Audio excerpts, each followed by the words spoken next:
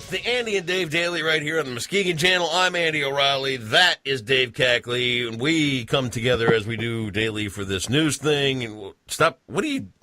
No, I like to make sure my freaky fingers. What? Your fingers are weird. Okay. You know that. No, what's weird about these things? These are man hands. No, they're not. These They're are manly creepy, hands. almost witch-like. Calluses. No. And they bend too far Hair. out. Your fingers bend like... Your fingers really freak me out. And you know the other thing that's freaking me out today? Go ahead. Okay, you've been in the studio before. You've been over here into my... Right. Oh, look at those guns. Look at that. Oh, look at you. You are a work... Yeah. That's Becky Bisciotti right there. Uh-huh. Look at that tune-up job. Woo. Anyway. Lots of curls? Enough about me. Let's not talk about my amazing physique anymore here. Let's just talk about my little mental hang-up here, you know. So I got the studio all laid out the way I wanted it, right? Right. I got some, cool memorabilia. I got some nice audio things Trinkets. over here. And over in this corner over here was my postage meter. Uh-huh. Well, this postage meter was really nice, really handy, and a great way to avoid having to go to the post office. Right. So I'm like, okay, I'll get a postage meter. Well, the people that own the postage meter couldn't manage to bill me $7 a month for the postage meter. So it would come down to like twice a year I'd get a bill for $180 or $200 to pay for the rent on this postage meter. And it's like, no, I want you to bill me $7 a month. I don't know why you can't figure this thing out. And I've had this thing for close to 10 years. Uh-huh. And this is the third or fourth year in a row that they can't figure out how to bill me and blah, blah, blah, blah, blah. So I said, finally, you know what? I'm sick of you guys. Take this thing back. So now I have no postage meter. Now you got to go back to the post office. But here's the problem. I've got a big empty space where I'm used to seeing my postage meter. Yeah. And there's a dead spider. Oh, gross. I don't know what to do. I've seen arachnophobia. I wouldn't touch that thing, It's man. dead. It's just sitting there. It's just. Well, you don't know. It may be playing dead, and that's going to bite you, and then you're going to die because it's poisonous. And yeah, you don't want to mess with that. That's gross. I mean, what should I put there? I would let Cindy take care of it. Would you? Yeah, I would leave that to her. That's her the thing. Empty spots. It won't kill her. It's like a big, it's like when something's missing and you just keep looking because it's not right. Yeah. And then I was thinking about getting stamps.com. Yeah, when you see that's on good. TV all the time. That costs more than the Pitney Bowes thing.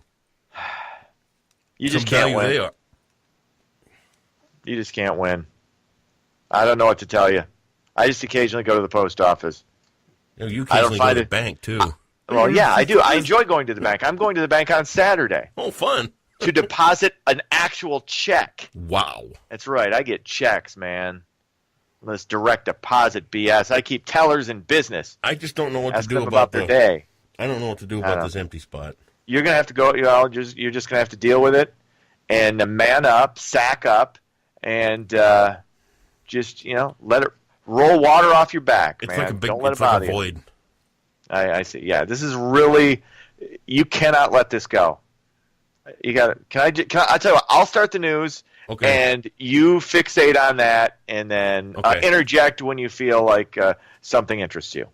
All right. All right. The Transportation Security Administration is reviewing screening procedures for cargo flown within the U.S. due to security concerns. Oh, boy. TSA is worried that potential vulnerabilities could be exploited by terrorists. The review involving cargo carried by freight and passenger airlines stems from a terror plot that was foiled last month in Australia. Oh, boy.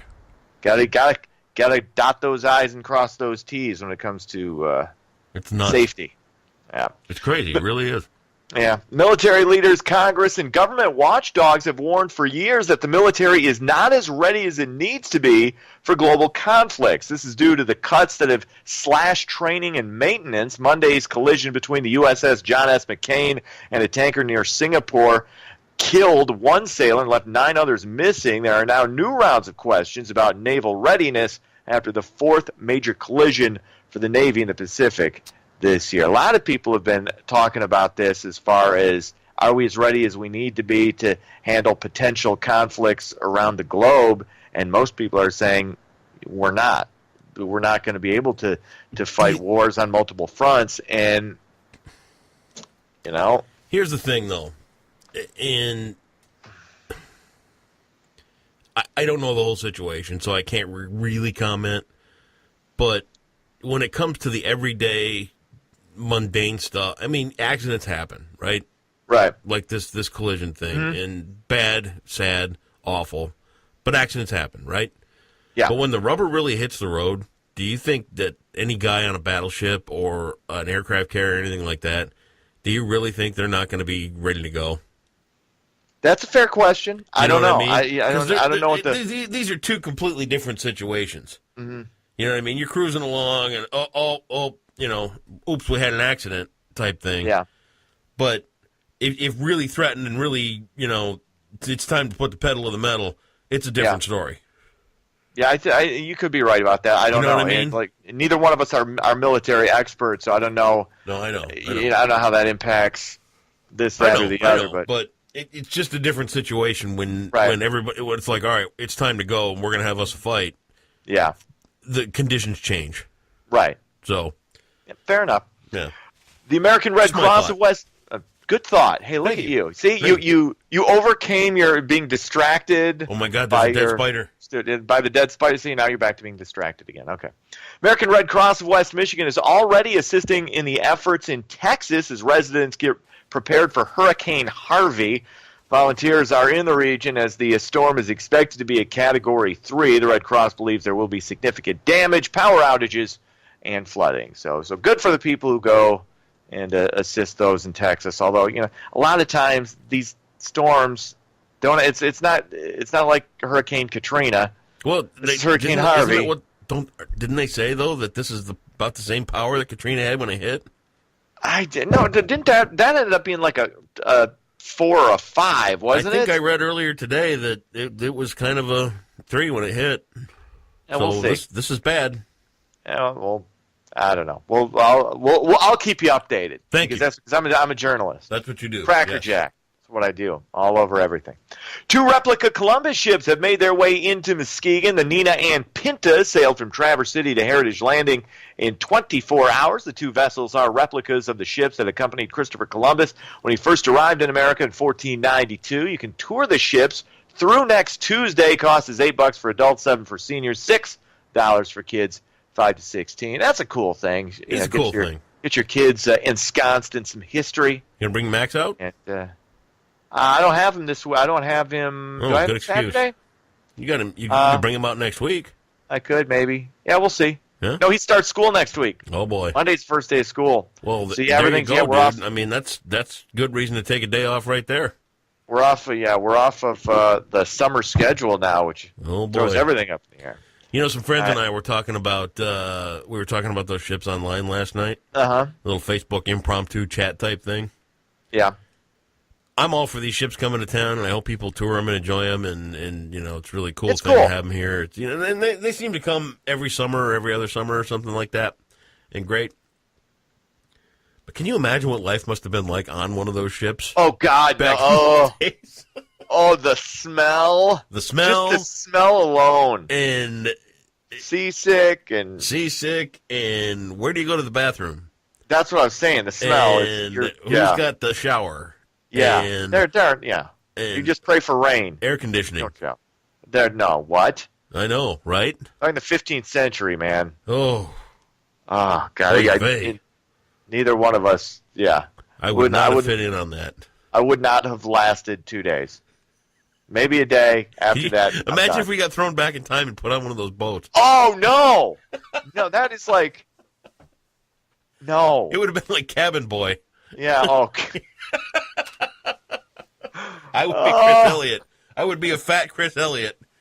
Would you like to buy a monkey? Greatest line in the movie ever. Right. Would you like to buy a monkey? Sports Tigers. Hey, I got a question for you. What? Who was in Cabin Boy? Oh, there was. Oh, the guy who played the manager. Yes, Jimmy Gammon. Jimmy Gammon was in Cabin Boy. I forget the actor's name, but yes, he was in that along with Conan O'Brien's sidekick Andy Richter, I believe. And James Gammon was the guy. Yes. No, just saying that. You weren't listening. I thought Jimmy, but was Jimmy Gammon the actor's name or the character's name? James Gammon was the actor's name. You sure? Yeah, the coach from Major League. Okay, his name. Okay, Dude, I'm gonna believe. I'm gonna believe you. I don't know. Your character, your minor character actors. Yes, I do. Thank you very much. 80s. All right, sports. Comedies. All right. Sports. Tigers win base brawl with the Yankees 10-6. They have 3 bench clearing brawls, 8 ejections. One guy gets hit in the head. I watched the first brawl last night, and that game took forever. Yeah. All right. Unbelievable, but we're watching the rerun last night, and the first brawl happened. And, dude, that wasn't a brawl. That was Cabrera in a shoving match with, and then the guys are out there squirming around on the ground, and it's, hey man, and then they're all standing around like, hey, what's up, and it's like, fight. Nobody knows how to fight anymore. I know. And then Verlander and Martinez are going at it in a dugout because I think Verlander was pissed off that Martinez was playing nicey nice with the Yankees catcher, pissed him off. I don't know. What we call that? Dog days. We call that the wheels falling off the cart real fast is what we call that. I think they've been off for a while. Cubs lose. They fall to Cincinnati 4-2. It was Coopersville all over Fruitport in high school football, 35-12. A lot of action going on this weekend, though. You got to North Muskegon, Hesperia, Muskegon Heights taking on Harbor Springs. Muskegon that travels to Ann Arbor to face the Pioneers, and Mona Shores and Canton Saturday at the Big House. Big House. I think we should mention, too, that Reese Puffer took it to Grand Haven last night. That's right. Pretty good, too. So that was a good one. And how about a moment of silence for Mr. I, who's clearly rolling over in his grave repeatedly this morning with the Tigers and the way things are going with the Tigers. All right. Hey, wow, look at the time. Stinky's Bar. It's almost happy hour. You better get there. Later.